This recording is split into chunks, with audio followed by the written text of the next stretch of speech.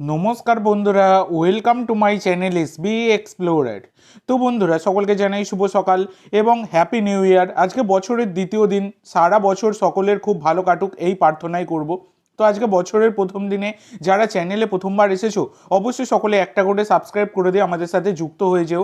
Subscribe করা যেহেতু একদমই ফ্রি, তাই নতুন বছরের শুরুতে অবশ্যই সকলে একটা করে সাবস্ক্রাইব করে দিতে ভুলো না। তো প্রথমেই যে আপডেটটা দিয়ে শুরু করতে চলেছি সেটা হচ্ছে আইএসএল নিয়ে। তো দেখো, আইএসএল নিয়ে অনেক আপডেট, মানে সব রকম আপডেট আমি তোমাদেরকে দিয়েছি, ভালো খারাপ যাই আপডেট বেরিয়েছে সব আপডেটই দিয়েছি। দেখো, ভালো খবর তো সেভাবে কিছু দিতে পারবো না, কারণ সেইভাবে কোনো খবর বেরোচ্ছেই না। যেটুকু খারাপ খবরই বেরোচ্ছে এবং খারাপের মাঝেও কিছুটা ভালো দেখা যাচ্ছে, সব নিয়েই আলোচনা কিন্তু আমি করেছি। তো আজকের ভিডিওতেও কিছু গুরুত্বপূর্ণ জিনিস আইএসএল নিয়ে যেটা বেরিয়ে এসছে তোমাদের সাথে শেয়ার করব। দেখো, পরশু দিনে মানে 31শে ডিসেম্বর কিন্তু এআইএফএফ ক্লাবগুলোকে চিঠি দিয়েছিল যাতে ক্লাবগুলো জানুয়ারির 1 তারিখের মধ্যে আইএসএলে মানে পার্টিসিপেট করবে কিনা তার কনফার্মেশন যাতে দেয় ক্লাবগুলো। কিন্তু ক্লাবগুলোর মধ্যে একমাত্র জামশেদপুর এফসি, তারা তো প্রথম থেকেই পার্টিসিপেট করার জন্য সব কিছুতেই তারা রাজি। বাদবাকি আইএসএল এর 13টা ক্লাব ইন্টার কাশিকে নিয়ে তারা কিন্তু কালকে একটা কড়াকড়ি চিঠি কিন্তু এআইএফএফকে দিয়েছে, যেটাই আমি তোমাদেরকে শেয়ার করব আর কি। যে 5টা শর্ত রাখা হয়েছে সেখানে, দেখো এআইএফএফকে আইএসএল এর যে 13টা ক্লাব জামশেদপুর বাদে তারা যেটা জানিয়েছে, ব্রডকাস্টার এবং কমার্শিয়াল পার্টনার না থাকলে এআইএফএফ লিগের যাবতীয় খরচ বহন করবে এবং 2025-26-এর জন্য অংশগ্রহণ ফি কিন্তু দেবে না কোনো ক্লাব। মানে এই যে 2.5 কোটি টাকার মতো একটা মানে টাকা চাওয়া হচ্ছে প্রত্যেকটা ক্লাব থেকে পার্টিসিপেশন ফি, সেটা কিন্তু কোনো ক্লাবই দিতে চাইছে না। ক্লাবগুলি কেবল যে মানে ম্যাচ হবে সেই ম্যাচগুলো সম্পর্কিত যাবতীয় খরচ তারা কিন্তু বহন করবে, মানে ম্যাচগুলো যে আয়োজন করার খরচ সেগুলো কিন্তু ক্লাবগুলো বহন করবে। ব্রডকাস্টার এবং দীর্ঘমেয়াদী মডেলের জন্য একটি সময় সীমাবদ্ধ রোডম্যাপ তারা কিন্তু দাবি করেছে।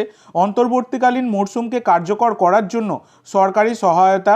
আইএসএল এর 13টি ক্লাব তারা কিন্তু জানিয়েছে যে এই 5টা পয়েন্ট কিন্তু তাদের আর কি ঠিকঠাক চাই। কারণ দেখো, একটা লিগ পরিচালনা হবে, সেখানে ক্লাবগুলো কেন টাকা দেবে, এইটাই হচ্ছে সবথেকে বড় কথা। আর ক্লাবগুলো একটা দেখো ফিনান্সিয়াল রিস্কের মধ্যেও পড়তে পারে, কারণ যেহেতু এআইএফএফ এর হাতে কোনো রকম কমার্শিয়াল পার্টনার নেই। আর যা খবর পাওয়া যাচ্ছে, প্রায় গত বছর মানে 2025 সালের প্রায় 26 কোটি টাকার মতো লসে চলছে এআইএফএফ। সেখানে এআইএফএফ কিভাবে একটা এত বড় লিগ পরিচালনা করবে, এটাই হচ্ছে সবথেকে বড় কথা। যেখানে তাদের হাতে পয়সাই নেই, অত সহজ। এতদিন ধরে এফএসডিএল 50 কোটি টাকা করে দিয়ে এসছে এআইএফএফকে, তাই এআইএফএফ চলেছে। তো বর্তমানে কিন্তু সেটা তো আর নেই। এআইএফএফ এর কিছু অফিসিয়ালও, যেমনটা টাইমস অফ ইন্ডিয়া থেকে জানা যাচ্ছে যে জানিয়েছে তারা স্যালারি অবধি ঠিকঠাক পাচ্ছে না, এইরকম একটা ব্যাপার বেরিয়ে এসছে। তো অবশ্যই কিন্তু দেখো, এখন একটাই রাস্তা, বারংবার আমি বলি প্রত্যেকটা ভিডিওতে, এফএসডিএলকে ফেরানো হোক। আবার টেন্ডার ছাড়বে শুনছি 10 দিনের মধ্যে। তো সেক্ষেত্রে যদি এফএসডিএল ফেরে তবে কিন্তু আমাদের ভারতীয় ফুটবলের উন্নতি হবে, এইটুকু আমি বলতে পারি। এবার তোমরা তোমাদের মতামত অবশ্যই সকলে কমেন্ট করে জানাতে ভুলো না।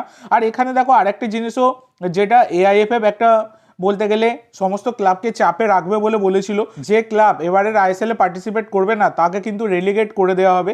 তাহলে তোমরা দেখো, এখনো অবধি 13টা ক্লাব তারা কিন্তু পার্টিসিপেট করবে কিনা বলাই হয়নি। তাহলে 13টা ক্লাবকে কি রেলিগেট করে দেওয়া হবে?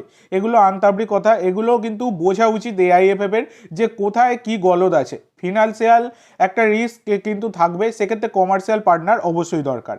এর পরবর্তী যে আপডেটটা তোমাদের সাথে শেয়ার করব সেটা আদ্রিয়ান লুনাকে নিয়ে। তো আদ্রিয়ান লুনা উরুগুয়ের এই অ্যাটাকিং মিডফিল্ডারকে তোমরা সকলেই চেনো, জেমি ম্যাকলারেনের বন্ধু। তো এই আদ্রিয়ান লুনা তিনি কিন্তু এবার কেরালা ব্লাস্টার থেকে লোন ডিলের মাধ্যমে ইন্দোনেশিয়ার ক্লাব পার্সিবে যোগ দিতে চলেছেন, যে পার্সিব থেকে মোহনবাগানে এসছিলেন আর কি আলবার্টো রড্রিগেজ।